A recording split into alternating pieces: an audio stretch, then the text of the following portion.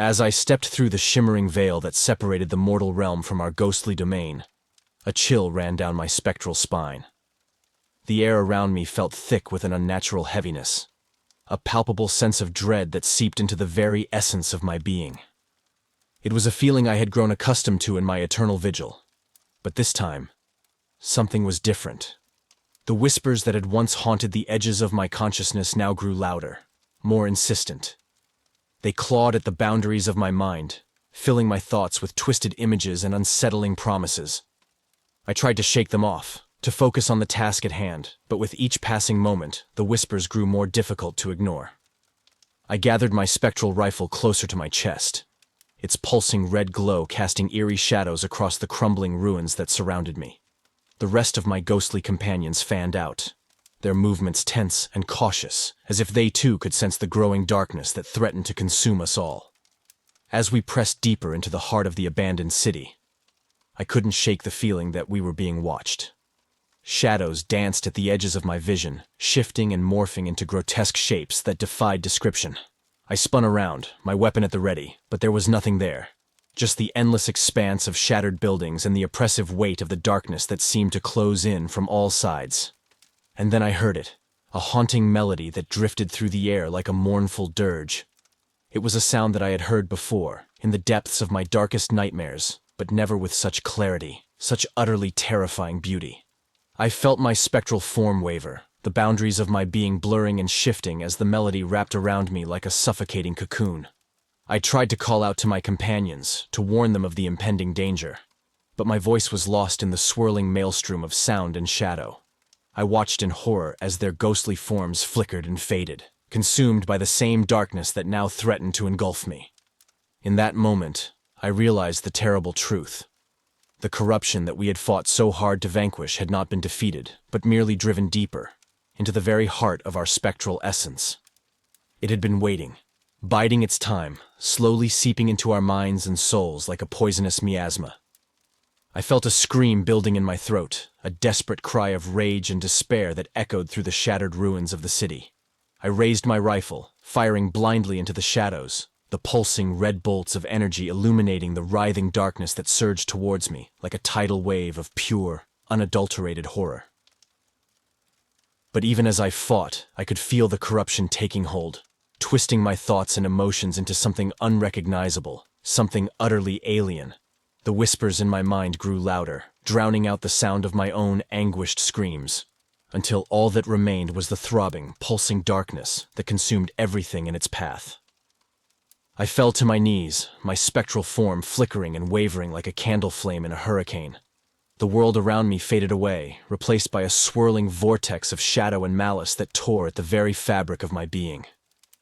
I could feel myself being pulled apart, my essence unraveling like a frayed tapestry, until there was nothing left but the endless, yawning abyss of the void. And as I fell, I heard the whispers one last time, their seductive promises echoing through the depths of my shattered soul. Embrace the darkness, they crooned, their voices a sibilant hiss that sent shivers of twisted ecstasy down my spine. Become one with the shadows, and know true power, true freedom. But even as the darkness claimed me, I clung to one last desperate shred of hope, the knowledge that somewhere out there in the vast expanse of the multiverse, there were others like me, other ghostly warriors who would take up the fight, who would carry on the eternal vigil against the encroaching shadows. For in the end, that was all we had, the unbreakable bonds of our spectral brotherhood, and the grim determination to stand against the darkness, no matter the cost. I emerged from the swirling vortex of darkness, my spectral form battered and broken, but still clinging to the last desperate shreds of my humanity. The world around me had changed, warped and twisted by the corrupting influence of the shadows that now claimed so many of my ghostly brethren. The once proud spires of the city lay in ruins, their shattered facades reaching towards the blackened sky like the grasping fingers of the damned. The streets were choked with the remnants of twisted abominations, their lifeless husks a grim reminder of the battles we had fought and the price we had paid. But even as I surveyed the devastation, I felt a flicker of hope stirring within my fractured soul. Whispers had reached my ears, tales of an ancient artifact that held the power to purge the darkness from our spectral forms and restore the balance that had been so cruelly disrupted. I gathered the remaining members of my ghostly cadre, their faces etched with the same grim determination that I felt burning within my own incorporeal heart. We set out across the blasted wasteland, guided by the cryptic clues and haunting visions that danced at the edges of our consciousness. The journey was a nightmare, a twisted gauntlet of horrors that tested the very limits of our ghostly endurance. We faced shambling hordes of the risen dead, their rotting flesh animated by the same malevolent force that had claimed our own. We battled twisted monstrosities born of shadow and malice, their writhing forms defying all laws of nature and sanity.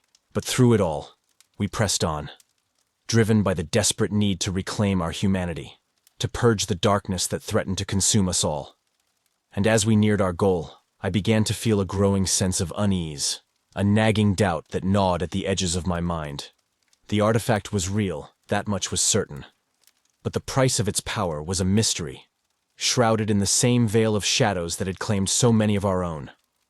I could feel the whispers of the darkness growing louder, more insistent, as if they sensed the impending threat to their dominion. And then we found it, a pulsing, writhing mass of darkness that seemed to throb with a sickening, otherworldly power. It was the heart of the corruption, the source of the shadows that had claimed so many of our ghostly brethren. And at its center, glowing with an eerie, pulsing light, was the artifact we had sought for so long. I reached out with trembling spectral fingers, my ghostly form flickering and wavering as I grasped the ancient relic. And in that moment, I felt a surge of power unlike anything I had ever known. A rushing, roaring torrent of energy that threatened to tear my very essence asunder. But even as I reveled in the sudden influx of strength, I felt a growing sense of horror and revulsion. For the power that coursed through my spectral veins was not the pure, cleansing light I had hoped for, but rather a twisted, corrupting force that sought to claim me, body and soul. I screamed, a haunting, otherworldly sound that echoed through the cavernous depths of the chamber. My ghostly companions recoiled in horror, their faces contorted in a rictus of terror and despair. And in that moment, I knew that we had been deceived, led astray by the very whispers of darkness that we had sought to vanquish. The artifact was not a tool of salvation, but rather a conduit for the malevolent force that had claimed so many of our own. And as I felt my spectral form begin to waver and dissolve, consumed by the same darkness that had haunted my every waking moment, I knew that we had only one choice: to destroy the artifact, and with it, the last desperate hope of our salvation. But even as I raised my spectral rifle, prepared to blast the unholy relic into oblivion, I felt a flicker of doubt, a nagging sense of uncertainty that stayed my hand. For in the end, what choice did we have? To succumb to the darkness, to become the very thing we had sworn to destroy, or to cling to the last fading embers of our humanity, even as the shadows closed in around us. It was a choice that would haunt me for all eternity.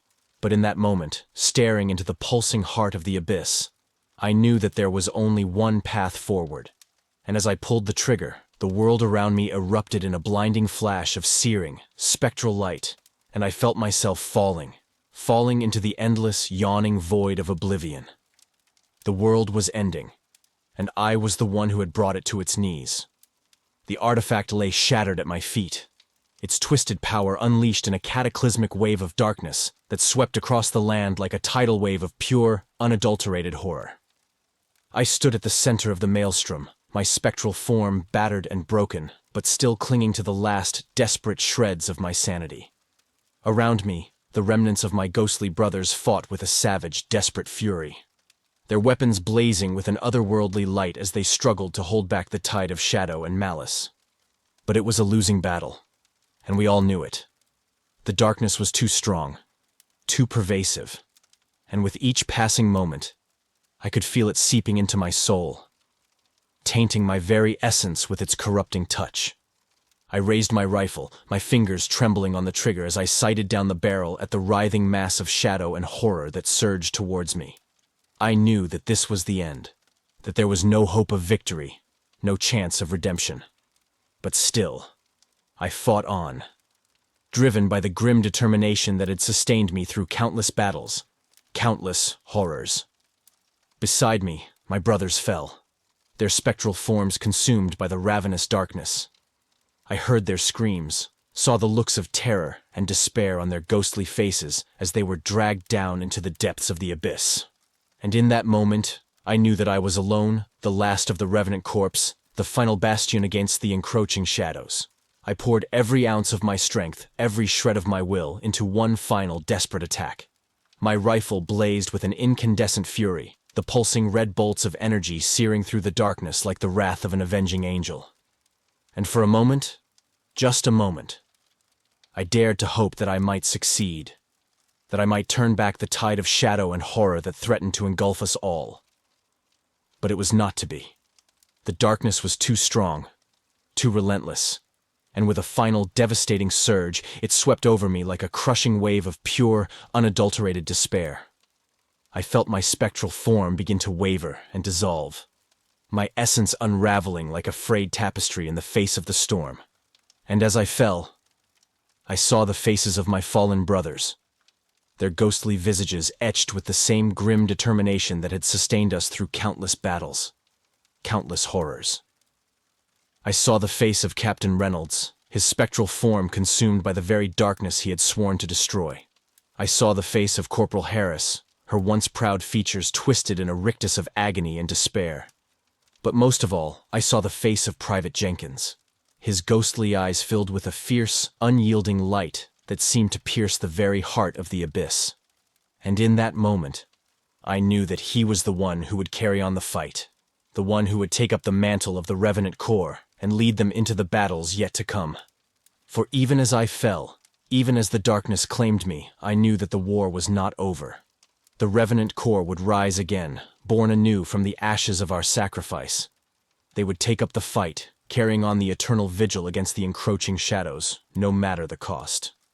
And as I surrendered myself to the void, I felt a sense of peace, a sense of purpose that I had never known in life. For I had given everything, sacrificed everything, in the name of the cause that had sustained me through countless lifetimes. And in the end, that was enough. The world might be ending, but the Revenant Corps would endure, a shining beacon of hope in a universe consumed by darkness. And though I might be gone, I knew that my spirit would live on, a part of the eternal struggle against the shadows that threatened to engulf us all. So I embraced the darkness, letting it take me, letting it claim me as its own. And as I fell, I heard the whispers one last time, their seductive promises echoing through the depths of my shattered soul. "Welcome home," they crooned, their voices a sibilant hiss that filled me with a twisted sense of peace. "Welcome to the shadows, where you will dwell for all eternity, a part of the darkness that sustains us all." And with those final words, I surrendered myself to the void, my spectral form dissolving into the endless, yawning abyss of oblivion.